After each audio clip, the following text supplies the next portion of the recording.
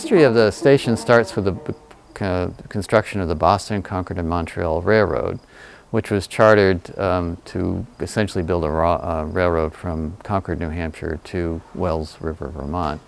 And it began construction in Concord in the mid-1840s, and the construction reached Holderness Village, this is now Ashland, in 1849. So the first station they built was the station across the way, which is Bernstein's Art Gallery today.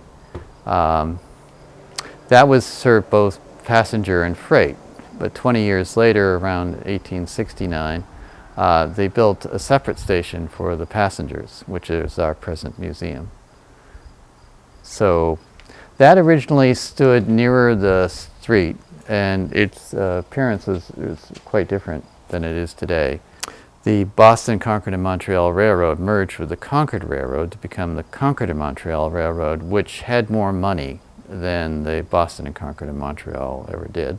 So they started on an effort to upgrade the facilities along the old BC&M line, which included rebuilding or replacing the stations. And at that time, the present Laconia station was built. This is the early 1890s.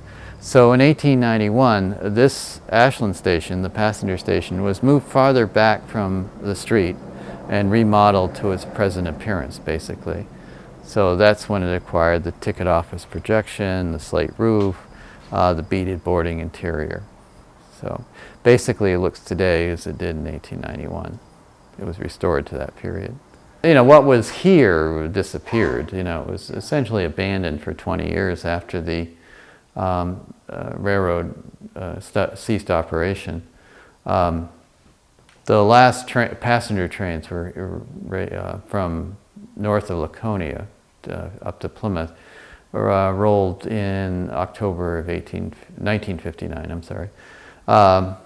So that was the end of the need for a passenger station. So a few months later, in early 1960, the B&M Railroad, Boston and Maine, had taken over the system, the Concord and Montreal, and they sold it to Joseph Curley, a man from Massachusetts who just liked railroad stuff, and he essentially just did nothing with the station. And in 1980, his widow Vera Curley donated the station to the Ashland Historical Society.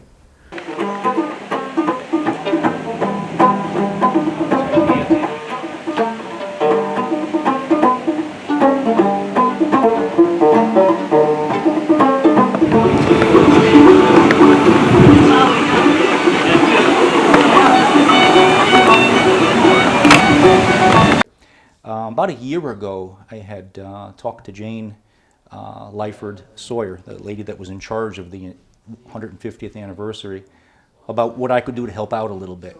And for years I had been doing a program with the Ashland Elementary School and the Railroad Museum, talking about the telegraph and so forth and how important it was for the railroad station and for Ashland.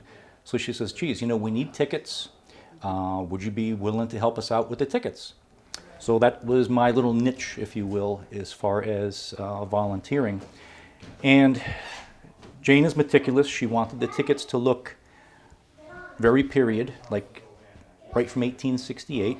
So we started off doing a whole bunch of research, and obviously this was the Boston, Concord, and Montreal Railroad, so started doing some research. I wanted some imagery to incorporate. I did a lot of research on tickets of the period, and they varied widely. There's no such thing as a standard ticket. Tickets could be as simple as a little 2-inch by 2-inch piece of paper with rudimentary information, all the way to beautiful documents that looked almost like currency with fancy engraving. So we kind of wanted something in the middle. We wanted it to be historically correct, we wanted it to be attractive, we wanted it to be something people might want to keep as souvenirs. So the idea was to incorporate, obviously, the Boston, Concord, and Montreal Railroad, Ashland, Plymouth, because that's where the events were taking place, and we kind of wanted to lock it into the correct time period. So to do all of that, there was a lot of research. Obviously, looking up the tickets. There was about 30 different drafts of tickets that we went through. with many, many different images on the tickets, as you can see here. And the idea was to try to capture some of the flavor of Ashland and the state of New Hampshire. One of the things that was an interesting part of the project was getting the correct state seal, because around 1868, there wasn't just one state seal. There was one official state seal, but there were others in use just prior to the period of interest and just after. So it took going to the state library to get the actual correct state seal. So we wanted to make sure everything was done historically accurate.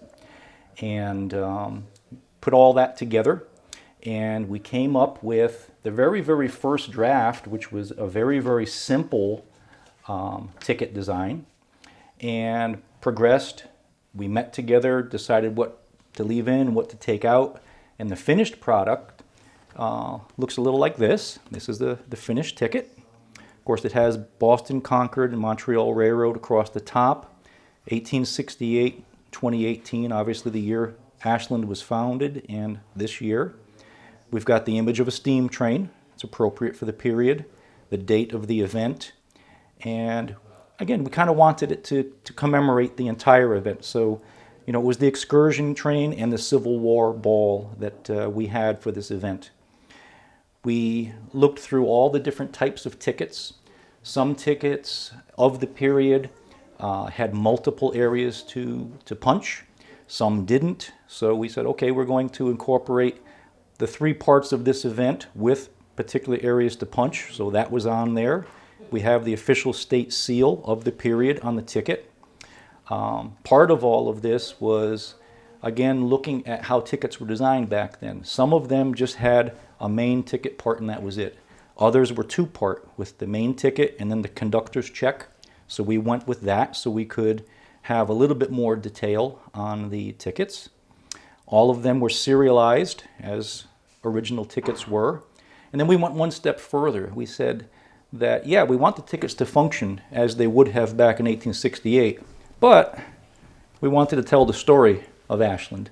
And so we came up with a little story about how Ashland was founded on this side of the ticket. And then on the conductor's check, we put our official 150th anniversary logo so that the ticket kind of incorporates a little bit of everything. You know, it functions as a ticket, it's historically accurate, but yet it tells the story of this particular event. And it was about a year's worth of work. So I went to the Amtrak station and actually spoke to a real conductor to find out, you know, who did what in the process, the ticket agent, the conductor, and so forth. And one of the most fascinating things was the punches themselves.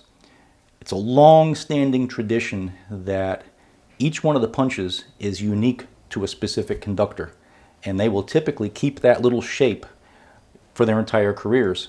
And I purchased 3 of the punches from the company that still makes them today for use on Amtrak and other railroad lines. And to give you an idea of how unique they really are, this company had about 1,500 different punch images that you could get. So I selected 3, and that's what we used for this project. And here we punched the meal tickets here. We got on the train, the conductor on the train punched for Ashland and Plymouth just like they would years ago. So it was kind of a neat experience. Much older than I am. I'm a guess it's a Civil War.